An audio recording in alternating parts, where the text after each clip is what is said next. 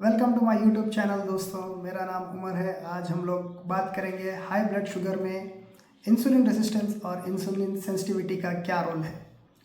सबसे पहले चीज़ समझते हैं कि इंसुलिन रेजिस्टेंस होने की वजह क्या है, इंसुलिन रेजिस्टेंस होने के रीजंस क्या क्या हैं। इसमें सबसे पहले इंसुलिन रेजिस्टेंस होने का रीज़न है unhealthy lifestyle, unhealthy diet, lack of sleep, नींद अच्छी नहीं लेना, अनहेल्दी डाइट लेना, फिज़िकली एक्टिव ना रहना। जेनेटिक हिस्ट्री भी इसमें होती है, जैसा कि आपके माँ बाप को, नाना नानी, दादा दादी, किसी को भी आपके ख़ानदान में ये डायबिटीज़ है, हाई ब्लड शुगर है, तो आपको होने के ज़्यादा चांसेस होते हैं। ये होने के, हाई ब्लड शुगर होने के, हाइपरग्लाइसेमिया होने के चांसेस बहुत ज़्यादा रहते हैं। इसके अलावा गैस्ट्रेशनल डायबिटीज़ प्रेग्नेंट लेडीज़ को होने के ज़्यादा चांसेस रहते हैं। ये आपको लैक ऑफ स्लीप, इसकी वजह से भी प्रॉपर क्वालिटी ऑफ स्लीप अगर आप नहीं ले रहे हैं, नींद अच्छी नहीं ले रहे हैं, तो भी आपको हाइपरग्लाइसीमिया होने के ज़्यादा चांसेस रहते हैं। और इसके अलावा स्ट्रेस मैनेजमेंट करना बहुत ज़रूरी है। अगर ज़्यादा स्ट्रेस ले रहे हैं तो भी आप एक हाई रिस्क पे हैं कि आपको हाइपरग्लाइसीमिया यानी कि हाई ब्लड शुगर होता है। ये चीज़ें अगर आप सुधारेंगे तो इंसुलिन रेसिस्टेंस में कमी होगी। इंसुलिन रेसिस्टेंस क्या है? इंसुलिन रेसिस्टेंस वो है जब इंसुलिन ग्लूकोज को लेके आपके सेल में ग्लूकोज को लेके जाके छोड़ता है और सेल उसे एक्सेप्ट नहीं करता, ये इंसुलिन रेसिस्टेंस होता है।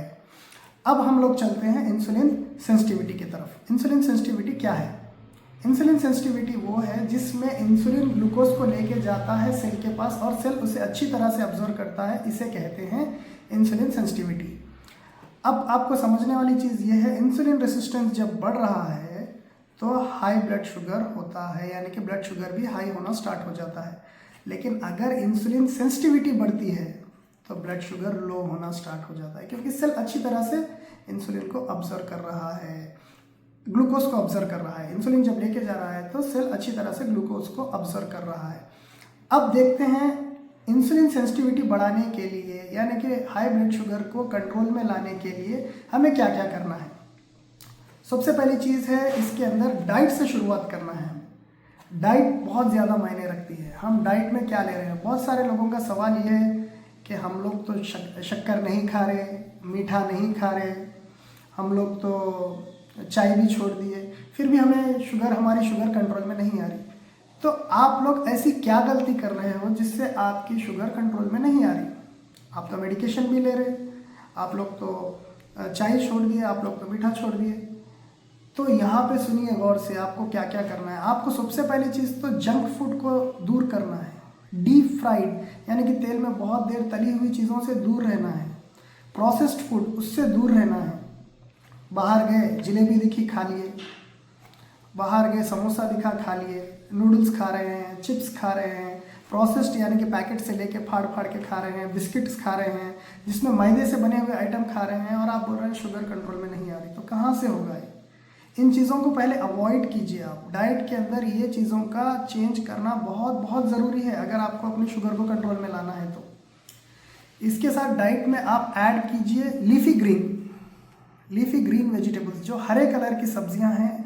पालक है, कोतमीर है, मेथी है, इन सारी चीज़ों को, पुदीना है, इनका जूस बना के पीजिए, स्मूदी बना के पीजिए। इसमें आप हेल्दी फैट्स ऐड कीजिए, नट्स ऐड कीजिए, सीड्स ऐड कीजिए। नट्स में भर भर के आपको माइक्रो न्यूट्रिएंट्स हैं, माइक्रो मिनरल्स है, ये आपकी बॉडी के लिए बहुत बहुत ज़्यादा ज़रूरी हैं दोस्तों। तो इन चीज़ों को आप स्टार्ट कीजिए अपनी डाइट में लेना।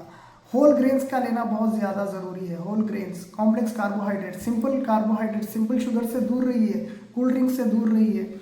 कॉम्प्लेक्स कार्बोहाइड्रेट जिसमें आपको लेना है मल्टीग्रेन आटा, इसकी रोटी खाइए, आपको बहुत ज़्यादा फ़ायदा मिल सकता है। पीली जवारी, रागी, बाजरी, इन सबको मिला के एक टाइम ये वाला खाना इस्तेमाल कीजिए। एक बार ओट्स लीजिए, होल ग्रेन ओट्स लीजिए। और अपनी डाइट में फैटी फिश का इस्तेमाल कीजिए। अगर आप वेजिटेरियन है तो नहीं कर सकते, नॉन वेजिटेरियन है तो आप फैटी फिश का इस्तेमाल कीजिए, जिसमें ओमेगा 3 फैटी एसिड्स भर भर के होते हैं, जो आपकी इन्फ्लेमेशन को भी कम करते हैं और आपकी हार्ट हेल्थ के लिए भी बहुत ज़्यादा फ़ायदेमंद है। इस चीज़ का भी इस्तेमाल आप कर सकते हैं। और इसके साथ साथ आप हाइड्रेट रखिए अपनी बॉडी को, पानी अच्छी तरह से पीते रहिए। तो यहाँ पे आपके पानी ज़्यादा पीना आपकी बॉडी को हाइड्रेट भी रखता है, और अगर आपके ब्लड में एक्सेस ग्लूकोज ट्रैवल कर रहा है तो किडनीज इसे यूरिन के ज़रिए बाहर निकाल देंगी। ये भी आपको फ़ायदा हो सकता है पानी ज़्यादा पीने से। अब इसके बाद जो दूसरी चीज़ है वो है एक्सरसाइज। मेरे दोस्तों, एक्सरसाइज का बहुत बड़ा रोल है। अगर आप हफ्ते में 4 दिन या 5 दिन, हफ्ते में 40 to 45 minutes per day, 30 to 45 minutes per day अगर आप वॉक कर रहे हैं, ब्रिस्क वॉक करनी है, वेट लिफ्टिंग एक्सरसाइजेस करिए, तो इसमें आपकी इंसुलिन सेंसिटिविटी बढ़ जाएगी। जैसा आपकी इंसुलिन सेंसिटिविटी बढ़ जाएगी, आप लोग देखेंगे कि आपके ब्लड शुगर में धीरे धीरे धीरे धीरे कमी आना स्टार्ट हो जाएगी। जो हाई रह रहा है वो धीरे धीरे धीरे धीरे कम होना शुरू हो जाएगा। तो हफ्ते में कम से कम 5 दिन अपने आप को एक्टिव रखें और जहाँ तक हो सके ब्रिस्क वॉक करें। धीरे से नहीं चलना है, थोड़ा तेज़ चलना है। साथ में वेट लिफ्टिंग के एक्सरसाइजेस है, अगर वो करेंगे तो बहुत ज़्यादा फ़ायदा है आपके लिए। आपके सेल में इंसुलिन सेंसिटिविटी को बढ़ाने की बहुत ज़्यादा ताकत आप बढ़ा देते हैं। ये करने से आपकी बॉडी एक्टिव भी हो जाती है, साथ में इंसुलिन सेंसिटिविटी भी बढ़ जाती है। इसके बाद तीसरी और अहम चीज़ क्या है? नींद, क्वालिटी ऑफ स्लीप बहुत बहुत बहुत ज़रूरी है दोस्तों। आज लोग नींद को अवॉइड कर रहे हैं, नींद को नहीं देख रहे हैं। नींद शुगर मैनेजमेंट में, ब्लड शुगर मैनेजमेंट में बहुत ज़्यादा मायने रखती है। तो नींद को अच्छी तरह से लें, क्वालिटी ऑफ स्लीप लें।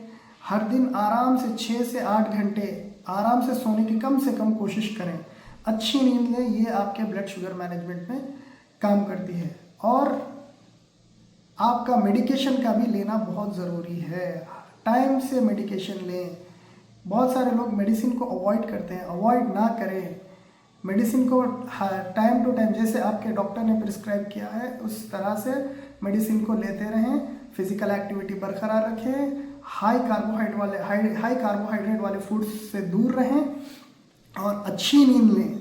देखिए आपके शुगर लेवल्स धीरे धीरे धीरे धीरे कम होंगे, आपके डोसेस कम होंगे, आप फिजिकली फिट होंगे, आपकी आंखों की रोशनी में भी चेंजेस देखेंगे आप लोग, आपकी बॉडी में चेंजेस देखेंगे आप लोग, अपने आप को फिट देखेंगे, अपने मूड स्विंग्स जो होते हैं वो कम हो जाएंगे। तो ये सारी चीज़ें आपके लिए बहुत बहुत ज़्यादा मायने रखती हैं दोस्तों। और इसके अलावा अगर आप लोगों को मेरी कोई भी बात समझ में नहीं आई या आप लोग मुझसे किसी भी तरह की मदद चाहते हैं तो प्लीज़ बहुत बहुत शुक्रिया मेरे वीडियो को देखने के लिए। अगर आप लोग नए हैं तो मेरे चैनल को सब्सक्राइब करें। अगर आपको मेरा वीडियो पसंद आया तो लाइक करें और शेयर करें। बहुत बहुत शुक्रिया।